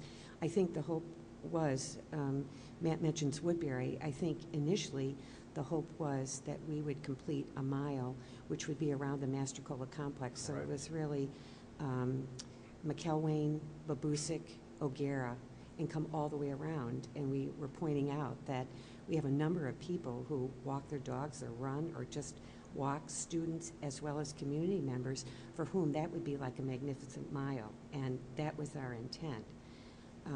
It took a very long time, too. I think it was close to a three-year commitment. So I just want you to know that we have amassed a large amount of data, but at the moment, it doesn't seem as though the fundings are appropriate to our amassed data, which is not to say, you know, we couldn't go somewhere in the future, but right at the moment, it seems the portal is closed. There is, I may say, one bright side to the entire project. The sidewalk on Woodbury, as you're facing the hill and looking down towards DW Highway, was dedicated to be on the right-hand side of the road. That seems to be the flatter, most level portion of the road and less apt to erosion. On the other side, it's a fairly steep pitch with a culvert.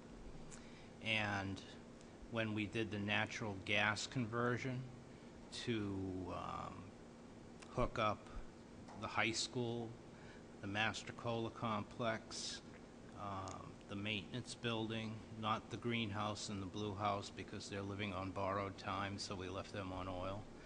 And when we laid the gas line, we laid it right in the dirt in that area where the sidewalk would have been if we had have gotten the grant and completed it before the gas conversion went. So sometimes timing is everything. And now that we know the rules of engagement and, well, we know the new rules of engagement, I think it's definitely worth taking a look at, because conceptually it was a great idea. You know, you want to create some sort of walking loop around so people can traverse, you know, your town center, or make it more town center-like, you know, which was the goal of the program. But you know, if there's any silver line, that's the only thing I could think of it, and it's called natural gas. So are you suggesting that I should probably run for re-election in a couple of years? I think that'd be a good idea, Mr. Moe. We always enjoy having you around. Thank you. Welcome. Any other questions for district-wide? Bill Cummings. Matt? Yes, sir. I certainly appreciate your indulging us with your explanation on those particular line items. It is absolutely a pet peeve of mine. And I think something that really might be lost on the public as to what those line items, I did some quick math, and over those two items combined, the increase over the budgeted years before was 12.1%. So my question to you is, if you can put your Swami hat on for a moment, where do you see this going? I mean, I appreciate the history lesson as well. Yeah. 0.88%, and now we're 20 times that? Yeah, we are. Mm-hmm. It's been climbing, and it's been climbing rapidly. If this is absolutely just shocking to me. If, you know, and I truly feel bad for the town of Merrimack, because they have to budget this line item for police and fire. And when they budget for police and fire, it's not 15% of income, it's 35% of income. So it's absolutely staggering what they have to contribute into this. Where I see it going in the future, that all depends on, obviously, the economy, where it goes, where the investment goes. I think they finally have a tight rein on where they're at from an actuarial point of view, and they've mapped out a plan to get there, because, you know, the problem is they want to be a certain percentage credible, and they're not quite there yet. So I think there is a roadmap. I still would expect increases to come, but I don't see them coming in any really huge crippling state in the future. I think we're going to be fairly constant with a percentage here and a percentage there. But that's just my thought. It all depends on the stock market, the investments, and whoever right now is running the New Hampshire Retirement Fund. I know there were issues where there were a number of people who applied for the job, accepted the job, took it for 6 months, and then left for like Oklahoma or something like that. So that doesn't give you a very good feeling about stability. You need somebody really dedicated to ferreting out what needs to be done and make those hard decisions. And I think I think the personnel they have in place are realistic, and the legislature's listening to them. And so I think that to put my Swami hat on, I don't think that you're going to see huge increases in this, just like I don't think you're going to see much of any huge increases in health insurance. However, 2018 is a different story. That's when the Obamacare plan kicks in full force. That's the wild card in all this. We think we'll be okay because all our plans are compliant. We have nothing to worry about as far as you know, not providing decent, affordable insurance. So, you know, there's another kind of prediction, I think, for long term. I think we're kind of entering an era of probably stability in those two line items. At this point, we're going to take a 5-minute recess.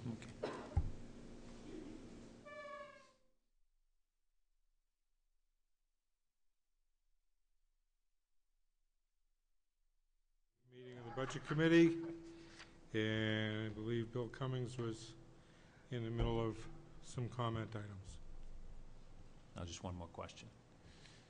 I missed the meeting where the menu of health plans was discussed. What happened to the HSA, the high deductible plans? No interest, not enough interest to maintain that? Not enough interest. Yeah. We floated a trial balloon with, I believe it was a plan called Luminex. Luminex, yes. And yeah, there was no interest in anybody being recruited into that plan. It was kind of offered during an open enrollment session, but at this time. No takers at the moment. Okay. Yeah. Thank you very much for the great explanation. Appreciate it. Carol Lang. Yeah, a couple things. One, I've been paying attention to this issue, but not as it pertains to the school, and it has occurred to me that I don't know the answer. The proposal about the Kinder Morgan gas pipeline possibly going through town, is that going to impact any district land? Not that we've been aware of. We haven't been given any letters from the planning board as an abutter or as a landowner saying that we have to attend this meeting. Usually we do.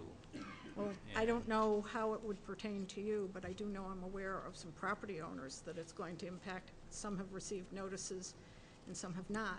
So I guess put it on your radar just in case. Well, let me, I enjoy various kind of projects, so let me kind of put myself a little note on that. Looks like Cinda has one. some feedback on that too. Yeah. Cinda? I've taken a close look at least at the latest proposed pipeline that Kinder Morgan, or at least from the Kinder Morgan map, and I'm not seeing anything in the zone area that's going to come anywhere near our schools. There is an area that it appears to go over the corner of Sauhegan High School. So it looks like it will affect that school the way I see it based on the map that Kinder Morgan has, but I haven't seen anything that shows me that it's going to impact Merrimack schools. Okay, thank you. And then the other thing is kind of a follow-up comment. When I was referring earlier to the process specifically regarding the psychologist, but I was talking in general about the process. I did not intend to berate administration in any sense. Actually, I've been very pleased overall with the way the budget process has gone, not only as it pertains to the proposals from administration, but actually when we were going through watching the school board making the cuts and not cuts, I was holding my breath, afraid that they were going to cut things that would give me a lot of heartburn, and I was actually fairly relieved that, for the most part, I sided with what they did and thought they did what I would have done in their shoes, so I was pleased. My only concern, specifically with the process that was followed regarding the psychologist, is I would have preferred to have seen it discussed at the school board before it was put in the budget, but that's my choice and not, what the school board and administration chooses to do in their meeting is their decision. It's just that then we get a budget that it was put in and then taken out, and I think it raises a lot of questions. Cinda? Yeah, I was thinking more about your comments from earlier, and I wanted to point out there was a different way in the process as it relates to the budget that administration had followed at the request of the school board. And one of the things that at least one member, if not more, the school board had wanted was to be able to kind of get this concept of a cut list, even though it wasn't in the final budget. So I think that it's causing a little bit of a confusion, and it's definitely a different path than what we've taken before. So the idea of that cut list was to be able to get some visibility into the types of items that were potentially could have been on the budget, but they weren't. So I think, does that clearly describe I think it's the vision, you wanted to know what was on the horizon or close to the radar screen or whatever. So all those items that we gave conversation to say they're not going to be this year, but they're going to be in the immediate future, those were listed. Right. So I guess I wanted to point out that administration was reacting and presented that information at the request of the school board versus kind of put it in and took it out. That wasn't really the case. I appreciate the clarification, and I guess it's just a choice of style. In my mind, I'd rather see the discussion held pre-budget with the school board rather than, putting something in to turn around and cut it if it never was going to fly in the first place. But that is your choice, your prerogative as a board, so I certainly defer to you on it.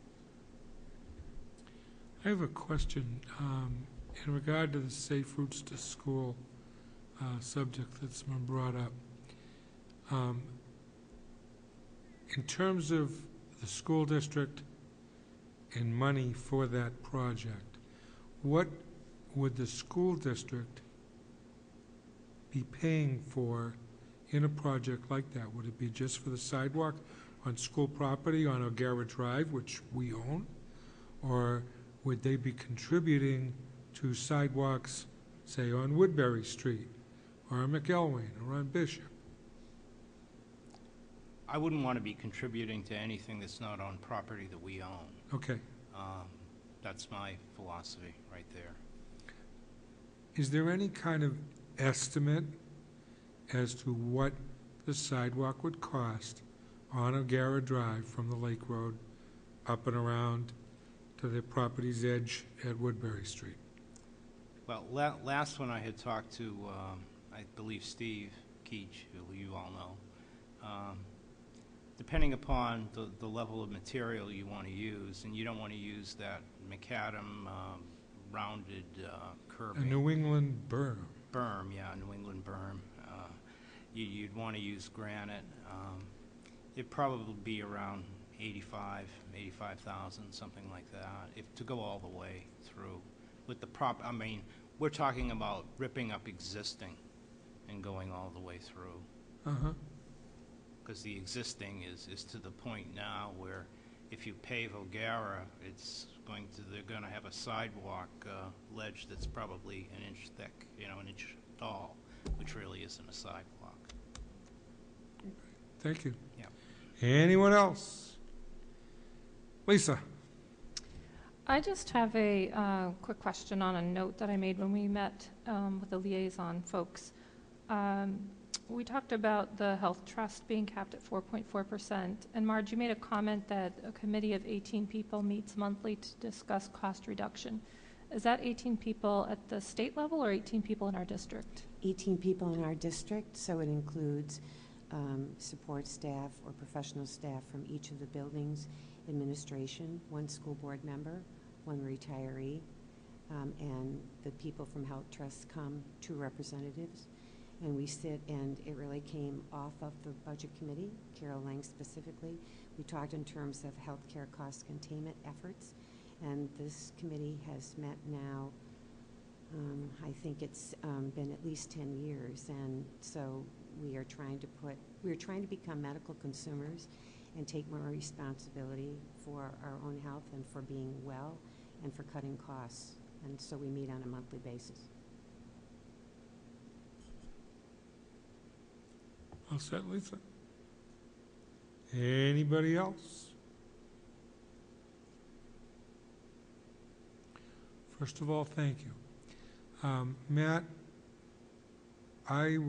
what is the current cost on the tax rate per $100,000?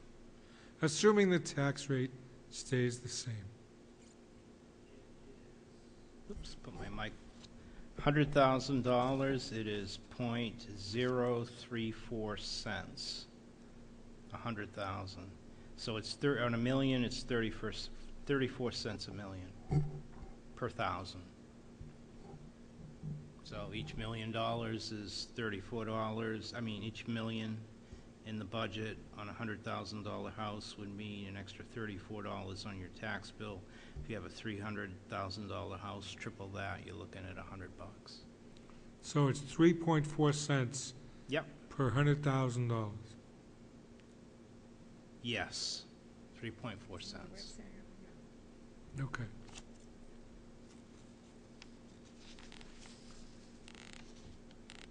I don't see any other questions. Just as a reminder, next week is warrant articles. And if you can, make up whatever you're going to do for the warrant articles, it'd be most appreciated. Approximately how many are you looking at right now? There are 7 that will go before the board on Monday night, and the board is going to take a stand on them. We've discussed many of them Right. Already, but it's to take a formal stand, so we'll have it ready for you on Tuesday. Thank you. Would Chris Ortega, our school board chair, have any words of wisdom for the budget committee he would like to say? Nothing the liaison and administration hasn't already represented. Okay, well, you're always welcome here. Thank you, Marge and Matt and Mark. Thank you. We will see you next Tuesday, barring another snowstorm. Please. We don't want any more snowstorms. Now, at this point in the evening, we come up to public participation. Our only member of the public has an opportunity to speak. Okay, so we will close public participation. Under other, first I would like to just remind you all that I did send out a limited meeting schedule along with the agenda for tonight. And you'll notice at the bottom of it says February 12th. It notes a change in location. If we need that snow date for a public hearing and a meeting, we will be meeting at the Mastrocola Elementary School APR for that meeting only. So if we get our public hearing done and final budget actions on the 10th, we won't need that at all. What I do not have on this schedule is our meeting after deliberative session on Wednesday, March 4th. That will occur at J. Muse APR, that's the upper elementary school, and that will occur immediately following deliberative session. And that's where we as a budget committee can change our recommendation on moneyed warrant articles that have changed at deliberative session. So if the operating budget goes through with no change, we can't change any of our votes. But if a warrant article goes through and something gets changed, or if the operating budget gets changed, then we have the opportunity to vote again as to whether we still recommend it or we do not recommend it. And that is a posted meeting, and it does count in the attendance log.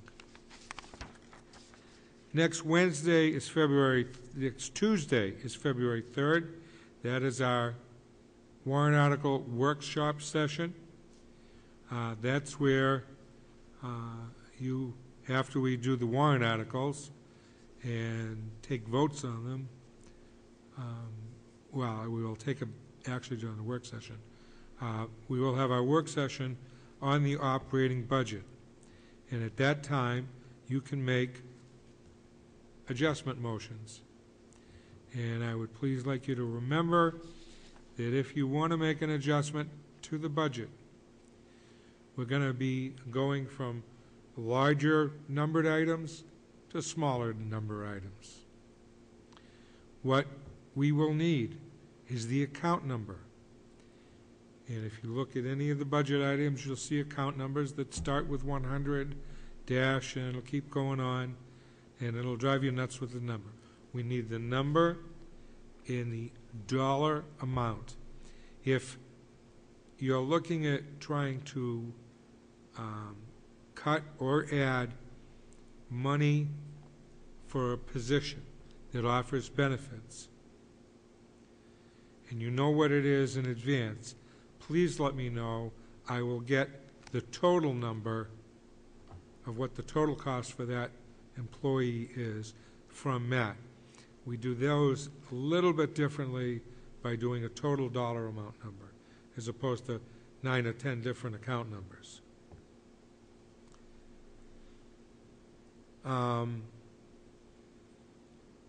And we talk about the money. We don't talk about, I don't want to hire this position because I think that person's a scumbag or whatever. Doesn't matter your reason. All right? We're dealing with, I want to give money for that position. I want to take away money for that item. In the end, yes, even though it's in the line item what the Budget Committee recommends, it's up to the school board to decide whether to accept our guidance and direction. Sometimes they do, sometimes they don't. But we get a chance to propose it to the voting public, and the voting public decides whether they agree with us or not. And that's why they elected us to be here to do that. And we're all 12 individuals with very different opinions. Does everybody understand what we're going to do at the work session?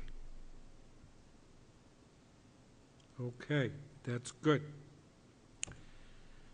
Does anybody have anything else under other